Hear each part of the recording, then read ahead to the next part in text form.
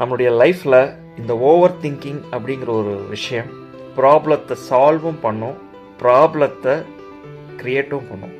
இதை நம்ம கரெக்டாக டிஃபைன் பண்ணிட்டோம்னாலே நிறைய ப்ராப்ளம் நம்ம லைஃப்பில் வராமல் நம்மளால் பார்த்துக்க முடியும்.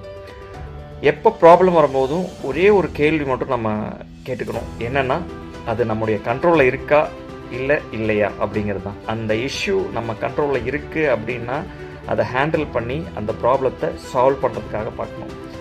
அந்த இஷ்யூ நம்ம கண்ட்ரோல்லையே இல்லை, நம்மளால் எதுவுமே அதில் பண்ண முடியாது அப்படிங்கிறது கிளியர் ஆகிடுச்சுன்னா அந்த பிரச்சனையை விட்டுட்டு மூவ் பண்ணி நெக்ஸ்ட் வேலையை பார்க்க ஆரம்பிச்சிடணும். அது இல்லாமல் நம்ம ஓவர் திங்க் பண்ணி அந்த பிரச்சனை இனியும் பெருசாக ஆகுமே தவிர அதனால் நமக்கு எந்த விதமான ரிசல்ட்டும் நமக்கு வராது.